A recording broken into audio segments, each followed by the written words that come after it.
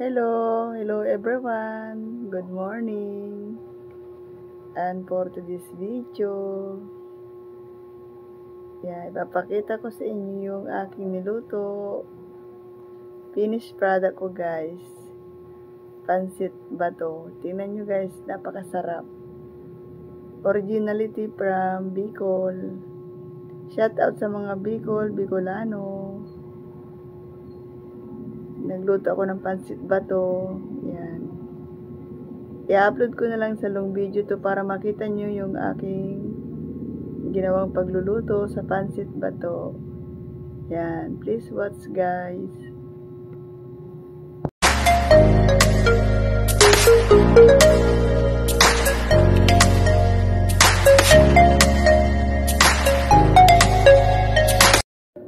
Hi guys, share ko lang tong recipe ng pansit bato. Nagluto kami guys. So ito guys, bumili kami ng pansit bato. Yan, may tatakpang from Bicol. Pansit bato. Originality ng Bicol guys. At saka bumili din kami ng gayat-gayat na gulay. Yan yung ilalahok namin. Yan lang kailangan, toyo saka seasoning. At kailangan guys, yung ating pansit bato, kailangan hugasan at ibabad muna para hindi siya masyadong maalat pag niluto. At yan guys, naggisa na rin kami ng bawang sibuyas. At ang sahog namin yung aming tirang adobong baboy. Gigisa na rin yung gulay. Yan, pagkagisa niyan guys yung gulay, set aside muna natin yung gulay para hindi masyadong malamog yung ating vegetables. Madali lang guys itong gawin. Yan, panoorin nyo guys kung paano kung niluto yung pansit bato. Masarap siya guys, masarap. Yan o, set aside na natin yung gulay para hindi masyadong lamog at maging overcook. Saka natin igisa yung ating pansit bato doon sa pinaglutuan natin ng gulay. Doon na rin natin iluluto yung igigisa yung pansit bato, mali tuloy.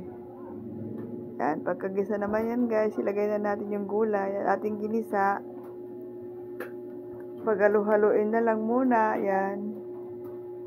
Tapos lagyan natin ng soy sauce.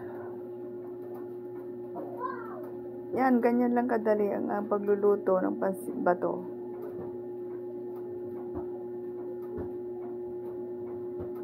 Yan, saka lagyan natin ng water. Depende lang guys kung gaano karami ang ating tubig. Yan. Yan.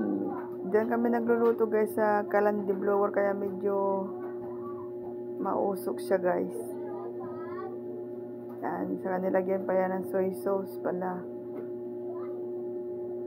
Yan o, luto na yan guys. Ganyan lang kadali kasimple magluto ng pansit bato. Yan. Yan, thank you for watching.